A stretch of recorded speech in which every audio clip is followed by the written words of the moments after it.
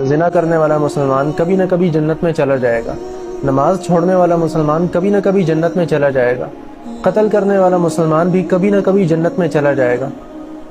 جھوٹ بولنے والا مسلمان کبھی نہ کبھی جنت میں چلا جائے گا، لیکن ایک بدبخت ایسا ہے جس کے بارے میں اللہ کے نبی نے فرمایا کہ اس پر اللہ تعالیٰ نے جنت کو حرام کر دیا ہے، یہ کبھی جنت کا منہ نہیں دیکھ سکے گا۔ اور آپ نے فرمایا کہ 3 لوگ ایسے ہیں کہ جن پر اللہ تعالیٰ نے جنت کو حرام کر دیا ہے، ان میں سے ایک ہے دیوس۔ دیوس کہتے ہیں بغیرت آدمی کو، جس کے اندر غیرت نام کا مادہ موجود نہیں ہوتا، جس اپنے گھر کی عورتوں کے بارے میں، عزت کے بارے میں اور پرائیویسی کے بارے میں کوئی پرواہ نہیں ہوتی کہ کس قسم کے آوارہ لوگ اس کے گھر میں جھانک رہے ہیں، اس کے گھر کی عورتوں کے ساتھ فری ہونے کی کوشش کر رہے ہیں، باتیں کرنے کی کوشش کر رہے ہیں، یا پھر وہ کس طرح کے کپڑے پہن رہی ہیں اور کس طرح کے گندے لوگ ان کے اوپر نظریں ڈال رہے ہیں، اسے کوئی پرواہ نہیں ہے، یہ اپنے مزے میں زندگی گزار رہا ہے۔ یہ بغیرت انسان ہے جس کے بارے میں اللہ کے نبی نے فرمایا کہ یہ کبھی بھی جنت کی شکل بھی نہیں دیکھ سکے گا، اللہ تعالیٰ نے اس پر حرام کر دی ہے۔ گویا کہ ایک طرح سے اللہ رب العزت کی طرف سے بھی یہ پیغام ہے کہ تو نے تو اس معاملے کو چھوڑ دیا لیکن میں نے تجھے نہیں چھوڑنا۔ کسی نے حضرت سعد بن معاذ رضی اللہ تعالیٰ عنہ سے سوال کیا، اور یہ بہت جلال والے صحابی تھے،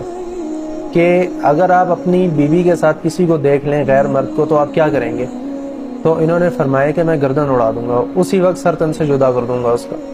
تو یہ بات اللہ کے رسول صلی اللہ علیہ وسلم کو پتہ چلی کہ سعد نے اس طرح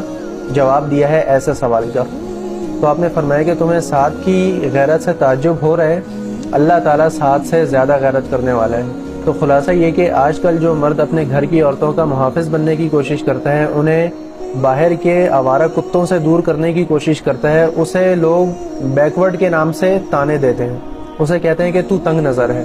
تو پرانی سوچ کا آدمی ہے۔ تو ایسے القابات سے گھبرانے کی کوئی ضرورت نہیں ہے۔ اگر کوئی آپ کو یہ کہے غیرت مند ہونے کی وجہ سے کہ تو پرانی سوچ کا آدمی ہے، تو تنگ سوچ کا آدمی ہے، تو کہو کہ ہاں میں تنگ سوچ کا آدمی ہوں، 100 دفعہ ہوں، تو نے جو کرنا ہے کر لے۔ اور یہ تانا دینے والے بھی آج کل کے سو کالڈ ایجوکیٹڈ اور اوپن مائنڈڈ لوگ ہوتے ہیں، جن کی تعلیم انہیں تعلیم یافتہ بنانے کے بجائے بغیرت بنا دیتی ہے۔